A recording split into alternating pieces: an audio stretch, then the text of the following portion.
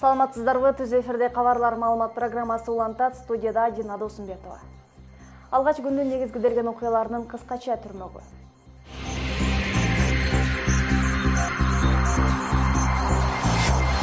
Кар көчкү түшүп, турак жайсыз калгандарга мобилдүү үйлөр жөнөтүлдү. Ал ортодо жабырлануучулардын экөөнүн абалы оор деп кабарланды. Мамлекеттик ипотекалык насыя бардык жарандарга берилиши мүмкүн, эгер Германия өнүктүрүү фонду менен макулдашуу түзүлсө. Шарттагы депутаттардын дайыны чыкты. Эл өкүлдөрү мурдагы айыл өкмөт башчыны колдоп, өлкө сыртына чыгып кеткенин моюндашты.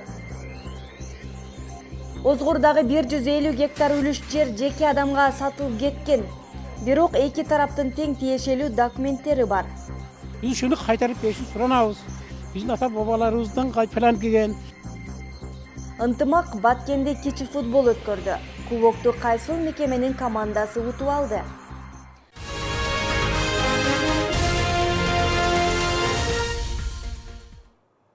Оштун Чоңалай районундагы Жаштелек айылында кар көчкү түшүп, үй жайсыз калгандарга мобилдүү турак жай жана гуманитардык жардам жөнөтүлдү. Өзгөчө кырдаалдар министрлиги билдиргендей, учурда жабыркагандар 2 мобилдүү үйгө убактылуу жайгаштырылып, тиешелүү жардамдар көрсөтүлүүдө. Ал ортодо өкмөт өлкөдөгү өзгөчө кырдаалдарды жөнгөрүү тапшырмасын тиешелүү кызмат өкүлдөрүнө койду. Алдыда ушул жана башка жаңылыктардан түрмөгү. Чоңалайдын Жаштелек айылында катталган кар көчкүнүн чыгымдары такталууда. Жабыркаган турак жайлар, техникалар жана көчкү алдында калып кеткен мал жандыктардын баары аныкталгандан кийин зыяндын суммасы анык болот. Учурда турак жайсыз калгандарга мобилдүү үйлөр жеткирилген. Эске салсак, 10 февраль күнү катталган кар көчкүдөн улам 2 өспүрүм каза болгон. 10 адамды куткарып калышкан, алар азыр ооруканада. Экөөнүн абалы салыштырмалуу оор экени маалым болду. Ушул эле күнү Папан айылында, Кожокелең айылында бир аял кар көчкүсүнүн алдында калып каза тапкан. Кар көчкүдөн жабыркагандарга жардам иретинде бул жактан ошол ысык тамак азыктары, одеял, андан сырткары ошол 2 үй бүлөгө 2 мобилдик турак үй контейнерден жасалган алып кетилген. Өлкөдө өзгөчө кырдаалдардын алдын алуу жана кесепеттерин жоюу аракеттери күчөйт. Мындай тапшырманы өкмөт башчы Сооронбай Жээнбеков ОКМ жана жарандык короо кызматына жумушчу кеңеш менен милдеттендирди. Премьер-министр өзгөчө кырдаалдардын алдын алуу иштерин жүргүзүүнү, үзгүлтүксүз күйүүчү май менен камсыз кылып турууну жана убагында каражат бөлүүнү тапшырды. Ошондой эле табигый өзгөрүүлөр шартында калктын коопсуздугун камсыздоо боюнча жергиликтүү бийлик органдары менен биргеликте иш алып барууну күчтөндүрүүнү милдеттендирди. Өкмөт Кыргызстандагы туруктуу өнүктүрүү боюнча улуттук кеңештин отурумуна кылтат даярданат. Ал жаатта өлкө башы Алмазбек Атамбаев президенттик аппараттын жетекчиси Фарид Ниязовду кабыл алып, ушул маселени сүйлөштү. Туруктуу өнүгүү боюнча улуттук кеңеш жыйыны февралдын соңунда же марттын башында өтөт. Отурумда улуттук стратегиянын алдын ала жыйынтыктары жана алдыдагы пландары талкууланат. 4 жылдай мурун президенттин жеке демилгеси менен 2013-2017 жылдар аралыгына белгиленген улуттук стратегия кабыл алынган. Алмазбек Атамбаев 2040 жылга чейинки өлкөнү өнүктүрүү боюнча стратегия жазаарын билдирген. Жалал Абадтын 100гө жакын айылы таза суу менен камсыз болот. Бул тууралуу бүгүн өкмөттүн облустагы ыйгарым укуктуу өкүлү билдирди. Маалыматка ылайык Кыянбек Сатыбалдиев президент менен бирге Германияда иш сапарында болду. Анда евро биримдик Кыргызстанга берген каражаттын эсебинен 10 миллион евро Жалал Абад облусуна бөлүнөрү маалым болгон. Каржы кайтарымсыз грант катары берилет. Ал акчанын эсебинен облустун айылдарын таза суу менен камсыздоо пландалууда. Учурда облуста калктын 79% ичүүчү суу менен камсыздалган. Кара суунун Шарк айылдык кеңешиндеги дайыны чыкпай жаткан депутаттар Бахайрстондан келишти. Алардын арасынан төрага Абдусалам Юсуповдун билдиришинче, мурунку айыл аймактын башчысы Арстанбек Жолдошевду колдоп, ушул кадамга барышкан. Депутаттар шайлоонун биринчи туруна чейин айыл өкмөттүн тургундары менен жолугушуп, Жолдошевду колдойбуз деп кеңешишкен. Ошондуктан шайлоонун экинчи туруна келишкен эмес. Эске салсак, шайлоонун биринчи турунда Арстанбек Жолдошев менен Урайым Калматов ат салышып, депутаттардын 14-ü экөөнө тең ишенбөөчүлүк көрсөткөн эле. Ал эми экинчи туруна башка жаңы 7 талапкер катталган. Учурда айыл өкмөт башчыны дайындоо 28 февралга жылдырылгандыгы айтылууда. Бирок БШК акыркы чечим чыга электигин билдирди. Эми мамлекеттик ипотекалык насыя бардык жарандарга берилиши мүмкүн. Мында эгер Германия өнүктүрүү фонду менен март айында келишим түзүлүп, 11 миллион евро Кыргызстандын казынасына түшсө. Каржынын 10,5 миллиону ипотекалык насыяга берилип, жарандарга мүмкүнчүлүк түзүлөт. Бирок буга Бишкек жана Ош шаарлары кирбейт. Мындай талапты аталган өлкө койгон. Учурда акчаны бюджетке түшүрүү боюнча эки тараптуу сүйлөшүү жүрүп, механизмдери иштелип жатат. Мамлекеттик ипотекалык компаниянын мүмкүнчүлүктөрү кеңейет. Март айында Германия өнүктүрүү фонду менен 11 миллион евро келишим түзүлүп, анын 10 миллион 500 миңи ипотекалык насыяга берилет. Эгер ишке ашса, бардык жарандар ипотекалык насыя алса болот. Бирок үстөгү 10 же 12% өлчөмүн түзөт. 10,5 миллион евронун суммасында келет. Буюрса 500 миллион сом 500 миң евро болсо техникалык жардамга. Ипотекалык насыя берүүчүлөр эки механизм менен иштеп жатышат. Алгаш жаран өз мүмкүнчүлүгүнө жараша турак жай сатып алып, пайдубалын тургузса, насыяны 14% менен алат. Ал эми курулуш ортолгондо пайыздын көлөмүн төмөндөп, 10% түзөт. Насыянын максималдуу көрсөткүчү 3 миллион сомго жетип, кайтаруу мөөнөтү 15 жыл. 9 кабаттуу турак жай Бишкек шаарында курулмакчы. Бишкек шаарында курула турган турак жай ошол Туңгуч микрорайонунда болот. 9 кабаттуу 135 бир бөлмөлүү батирден турган болот. Айлык акчаны насыяга берип, батирлүү болууну каалагандардын саны ушул жылы 7000ден ашкан. Документтерин даярдашып, кезегин күтүшүүдө. Алардын катарында мугалим Жумабиби Абдылдаева бар. 24 жылдан бери агартуу тармагында иштеп, эмгеги сиңген. Учурда 2 нөөмөт менен иштеп, жалпы 15 000 сом айлык акы алат. Ал тамак аштан артпай, насыяны жолдошунун пенсиясынан төлөйт. Ошондо 2 класс менен окутуп ошентип алат. Эгерде 1 класс болсо менке жетмек эмес. Анан өзүмдүн кожоюнум дагы пенсионер, ошонун пенсиясын кошуп дагы мен ошо 20 000 кылып эле карточкадан алып барып, ай сайын айдын башында 5-inde төлөп турам. Абдылдаевага ипотека 8 жылдык мөөнөт менен берилген. Алдын ала 130 000 сом төлөп, 10%дык үстөк менен алган. Ошондо ай сайын 19 800 сомдон төлөп, учурда үй бүлөлүк казынада тартыштык. Мындай көйгөй бардык мамлекеттик кызматта иштегендерде жаралууда. Анткени эң жогорку маяна 15 000 сомду түзүп, чама чектелүү. Мындан улам айрымдар ипотекалык компаниянын ишине депутаттык комиссия түзүп, кайрадан талдоо керектешет. Министрлер гана төлөй албаса, калгандары төлөй албайт. Булардын айлыгы бар болгону 20 000 сом. Бул ошол эле баягы коррупциялык иштер менен алектенгендер мына ошолор төлөй алат. Бакетаевдин айтуусунда ипотека берүү ишинде жеңичинен иш жүрүп жатат. Анткени берилген сумма мамлекеттик кызматкерлердин шартына ылайыкташкан эмес. Ошондуктан көзөмөлдү күчөтүп, компаниянын насыя берүү механизмин кайра карап чыгуу талап. Бул учурда мамлекеттик ипотекалык компания Баткен, Жалал-Абад жана Нарын облустарына 5 кабаттуу үйлөрдү куруу долбоорун иштеп чыгып, сынак жарыялоо алдында. Зара Бакаева, Жээнбек Сагыналиев, Ынтымак, Бишкек шаары. Озгурлуктар үлүш жеринен кол жууп калуу коркунучунда турушат. 20 жылдан бери эгин эгип оокатын көргөн 500гө жакын тургундун кызыл китептери болгону менен тилкенин башка ээлери чыгып жерди бошотууну талап кылышууда.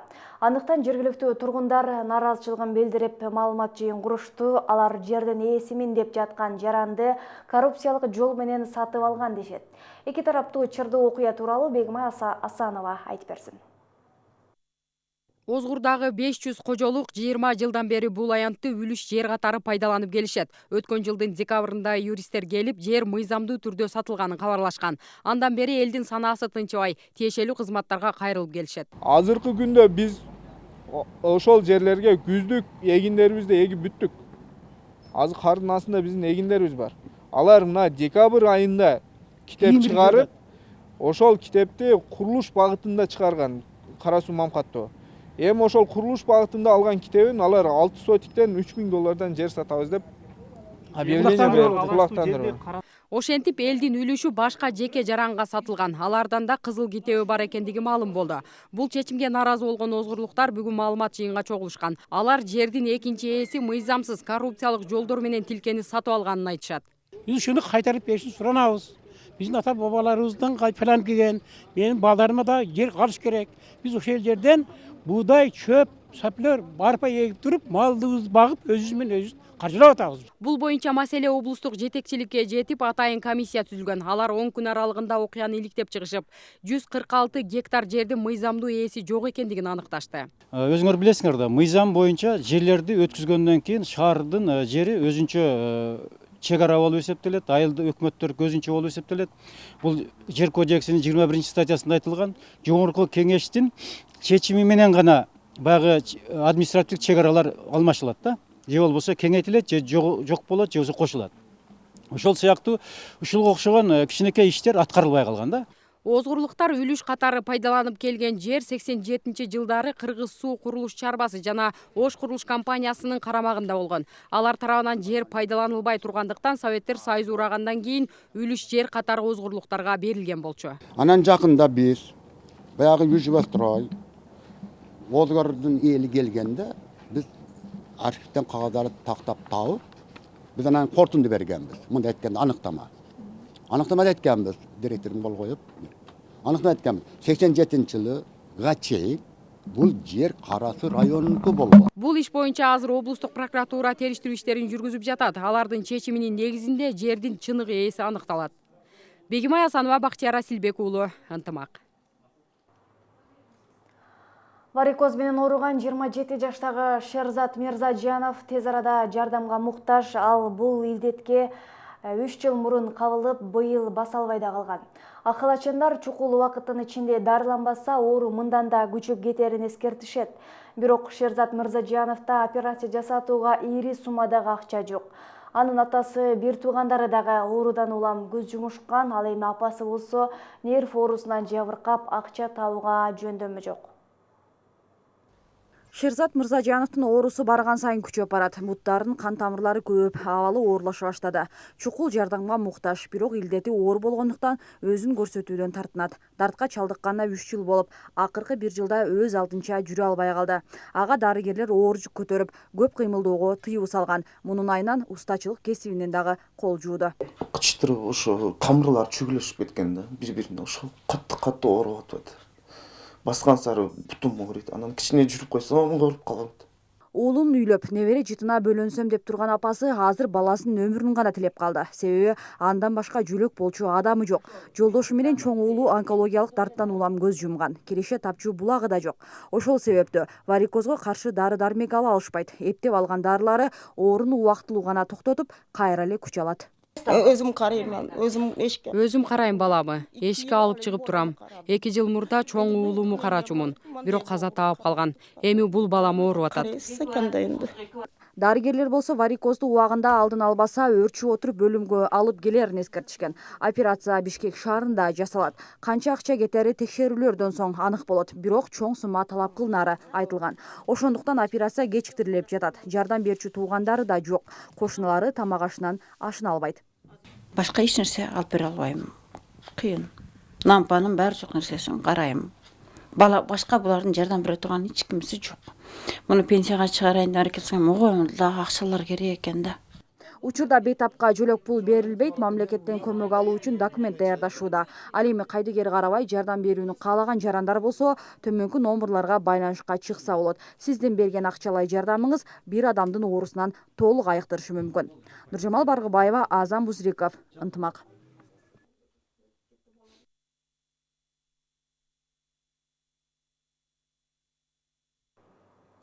Жалал Абад облусунда райондор аралык каттамдарда эскилиги жеткен транспорттар бар. Учурда 90-жылдардан бери кызмат көрсөтүп келе жаткан 10дон ашуун маршрут жүргүнчүлөрдү ташыйт. Көпчүлүгү жолдо бузулуп, жүргүнчүлөр орто жолдо калып кеткен учурлар болот. Мындай көрүнүш алыс каймакка каттагандарды оор абалга салып келет. Жаңылык болсо, казнада каржы жок. Райондор аралык маршруттардын көйгөйү Кылымжан Азамат кызынын материалында. Жалал Абадтагы райондор аралык каттаган транспорттардын 20-сы 1995-97 жылдардан бери иштейт. Буга байланыштуу маршруттардын эскилиги жетип, жүргүнчүлөргө ыңгайсыздык жаратып келет. Сузак районунун алыскы 2 айылына мына ушундай автобустар каттайт. Аны маршруту каттабайт да. Буга келгенде. Жалал ошондо техникалар каттап атат азыр. Эч немеси жок. Жакшы машина каттабай атат азыр. Жакшы маршруттар барбай атат. Итак таксилер да барбайт ага. Коомдук транспорттардын эскилиги жеткендигинен улам жолдо бузулуп, жүргүнчүлөр ара жолдо туруп калган учурлар болуп турат. Айрымдарында ролу башкаруудан чыгып, кооптуу жагдайларда катталган учурлар кездешкен. Ушундай автобустун каттаганын себеби бизде жол начар да. Таш жол. Анан эми мындай спринтерлер каттаса жакшы болмок, бирок алар чыдабайт да. Мындайларды койбойм көрдүк. Бир айга жетпей эле талкаланып жок болгонуна байланыштуу ушундай автобустар менен каттап калды. Коомдук транспорттардын техникалык абалы жеке менчик ишканалар тарабынан көзөмөлдөнөт. Негизинен жүргүнчүлөрдү ташуучу унаалар жылына 2 ирет техникалык кароодон өтүшү керек. Бирок кароодон өткөн менен жарактан чыгарылбайт. Жаңылоого облус бюджетинде каржы жок. Ошондуктан айдоочулар тетиктерин оңдоп жамап иштетүүгө аргасыз.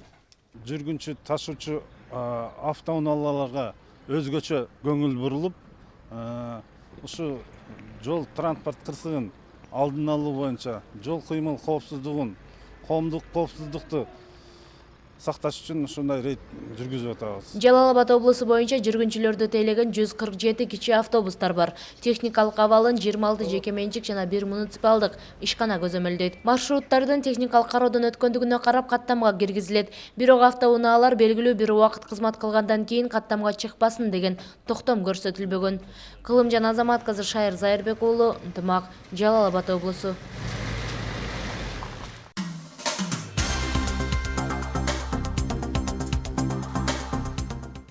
Чыгарылышыбызды дүйнө жаңылыктары менен улантабыз. Кытайда куш тумоосу жайылууда. Жыл башынан бери 1 ай аралыгында эле 80 киши вирустан каза тапканы айтылып жатат. Алдыда алам алкагындагы акыркы жаңылыктар дүйнө кабарларын Аселе Бусурманкул кызы айтып берет. Кытайда куш тумоосу коркунуч жаратууда. Өткөн айда вирустан 80ге жакын киши каза болгону белгилүү болгон. Бирок адистер оорудан ажал тапкандардын саны андан да көп болушу мүмкүн деп жатышат. Жалпысынан алып караганда куш тумоосунан каза болгондордун саны октябрь айынан бери 100дөн ашкан. Кытай бийлигинин маалыматы боюнча өткөн айда өлкө аймагында куш тумоосунан 80ге жакын киши каза болгон. Адистер алдыда дагы чоң коркунучтар турганын айтып тынчсызданышууда. Январь айында H7N9 вирусунан каза болгондордун саны өткөн жылга салыштырмалуу жогорку баскычка жеткен. Октябрь айынан бери алып караганда куш тумоосунан жалпысынан 100гө жакын адам ажал тапкан. Учурда бийлик жергиликтүү маалымат каражаттары аркылуу тургундарды канаттуунун этин колдонууда этияттыкка чакырышууда. Жергиликтүү тургундар вирустун жайылуусуна базарлардагы канаттуулардын сатыкка кеңири коюлуусу чоң өбөлгө түзүп жатат деп айтышат. Куш тумоосунун жайылуусун басаңдатуу үчүн ачык жерде сатылган канаттуу эттерине тыюу салуу тартибине айрым соодагерлер макул болбой келишет. Адистердин айтымында акыркы 3-4 ай аралыгында адамдар арасында вирус жуктурган 300гө жакын учур катталган. Бирок айрым эксперттер оорулуулардын саны андан да көп болушу мүмкүн деп белгилешүүдө. Учурда өлкөдө тооктун этине болгон талап азайып, баасы да кескин төмөндөп кетти. Оору жуктурган адамдан вирус экинчи кишиге жуккан учур каттала элек. Бирок дарыгерлер буга кайдыгер карабоо зарыл экенин баса белгилешет.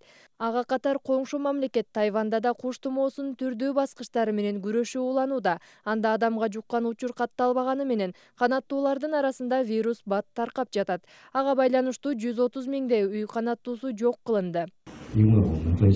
H5N6 вирусу өтө чоң көйгөй жаратып жатат. Мында куш тумоосунан адамдарга жугуп жатканынан сырткары канаттууларды кескин азаюуга алып келет. Абал бул бойдон калса Түштүк Кореяда көрүнүш сыяктуу өлкө индустриясына чоң чыгым болот. Учурда вирустун жайылуусун басаңдатуу үчүн бийлик тараптан болгон күч-аракеттер жумшалууда. Испанияда өткөн дем алыш күндөрү катуу жааган жаандан улам сел жүрүп, бир топ турак үйлөрдү жана унаа жолдорду жабыркатты. Адистердин айтымында Малага шаарында абал кооптулуктун кызыл баскычына жеткен. Учурда табият кырсыгынан жабыркаган аймактарда куткаруучулар иш алып барышууда. Бул Испаниянын Малага шаарынын мөндүр коштогон нөшөрлүү жамгырдан кийинки көрүнүшү. Мында өткөн дем алыш күндөрү жааган жамгырдан кийин кооптуулуктун кызыл баскычы жарыяланган. Турак жайлардын жертөлөлөрү жана көп кабаттуу үйлөрдүн биринчи кабаттары суу астында калды. Андан сырткары бир топ унаа жолдор бузулуп, электр энергиясы үзгүлтүккө учураган. Кырсыктан эң көп жабыркаган аймак ушул жер. Мында түнкү саат 3-тө каттуу жамгыр башталып, бүт баарын суу басып кеткен. Учурда бул жерде куткаруучулар иш алып барышууда. Куткаруучулардын маалыматы боюнча жаан-чачындан кийин Малагада 200дөн ашуун жол кырсыгы катталган. Мунун баары нөшөрлүү жаандан пайда болгон селдин кесепети деп белгиленди. Биз тургундарды дүрбөлөңгө алдырбоого жана коопсуздук үчүн үйлөрүнөн чыкпай турууга чакырабыз. Куткаруучу топ, өрт өчүрүүчүлөр жана тез жардам кызматы күчөтүлгөн тартипте иштеп жатышат. Буга чейин мындай кырсык өткөн жылдын декабрь айында катталган болчу. Анда да катуу жааган улам суу ташкыны пайда болгон. Бактыга жараша каза болгондор жана жараат алгандар болгон жок. Бүгүнкү күнгө даярдалган дүйнөлүк жаңылыктар мына ушулар болду. Кайрадан эфир аркылуу амандашканча саламатта калыңыздар. Ынтымак телерадио компаниясы Баткенде кечи футбол өткөрдү. Мелдеш мекен коргоочулардын күнүнө карата уюштурулган ынтымак кубогуна облустагы мекеме ишканалар жана күч түзүмдөрүнөн 9 команда катышты. Арасында жалпыга маалымдуу каражат өкүлдөрү дагы бар. Ошентип, мамлекеттик жооптуу кызматтар калагандар футболдо күч сынашып биринчилик үчүн ат салышты. Жыйынтыгында кимиси ынтымак кубогуна жетише алды. Оюндун жүрүшүн Феруза Аскарбек кызы баяндап берет.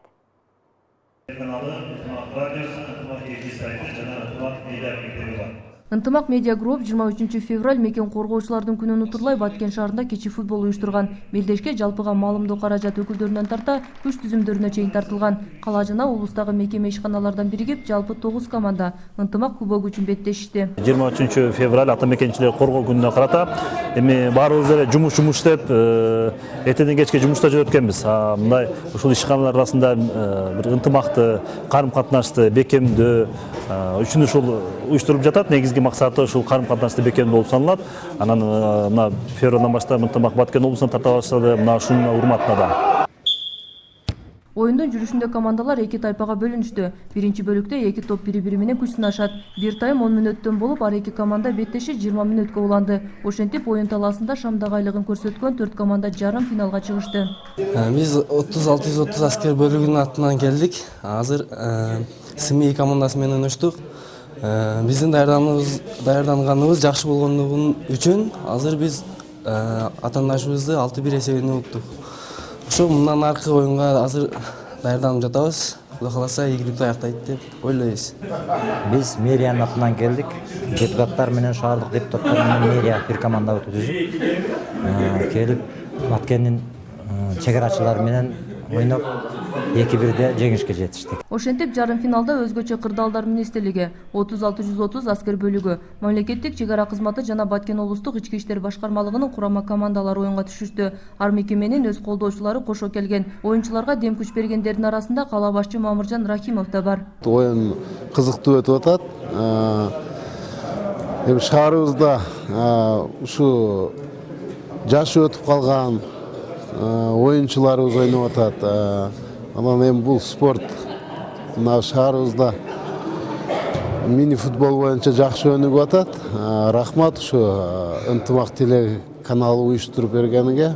Эми бул жаштарды патриоттуулукка үндөөгө, ичкиликтен арылууга болуп аткан иш-чаралардын бири деп эсептейбиз. Ал эми финалга Баткен облустук ички иштер башкармалыгынын жана мамлекеттик чегара кызматынын курама командалары чыгышкан. Биринчиликке күрөшүү абдан кызуу оюн менен коштолду. Жыйынтыгында 5-1 эсебинде облустук ички иштер башкармалыгы жеңүүчү аталды. Мына бүгүн чоң турнир болду. 23 февраль ата мекен коргоо күнүнө карата болуп атат. Мына ынтымак телерадио компаниясы уюштуруп, ушу күч структураларды бириктирип, ушул жерде дагы бир кичи футбол боюнча турнир өткөрдү. Анан ушул ички иштер башкармалыгынан биринчи месттен алып турабыз. Экинчи орунду болсо мамлекеттик чегара кызматынын командасы багындырса, үчүнчү орунду өзгөчө кырдаалдар министрлигинин курамасы ээледи. Жеңүүчү командалар үчүн ардак грамоталар жана акчалай сыйлыктар каралган. Эң мыкты дарбазачы наамын журналисттер командасынан Султан Артыков алды. Эң мыкты оюнчу Марат Маманов болсо, мыкты чабуулчу катары Руслан Жуманалиев табылды. Фирус Аскарбек кызы, Жыргал Абдижалил уулу, Ынтымак, Баткен.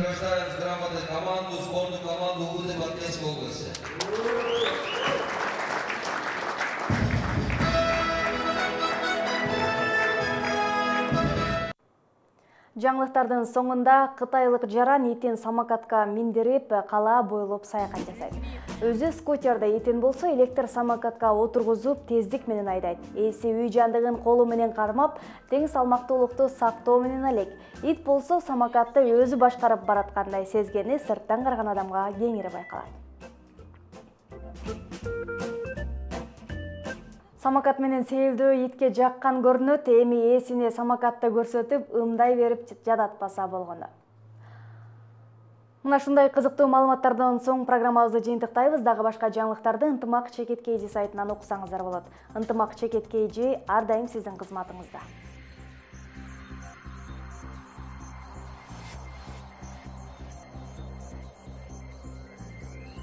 Алдыда ауа райы менен тааныша аласыздар. Кечиңиздер көңүлдүү болсун.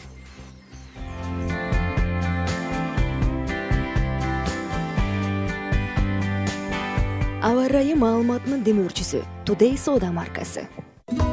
Today кофеси чыныгы сулуулуктун, жакшылыктын жана ден соолуктун символу. Шаардагы бардык соода түйүндөрүнөн тапсаңыздар болот.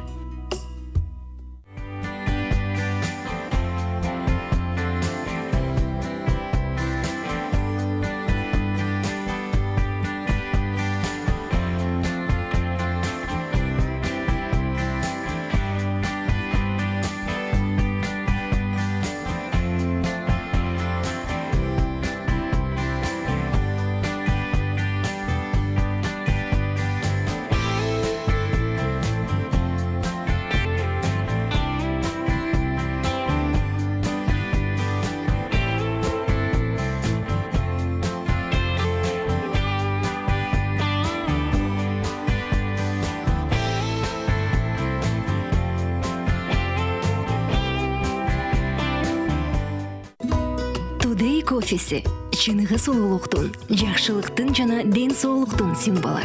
Шаардагы бардык соода түйүндөрүнөн тапсаңыздар болот.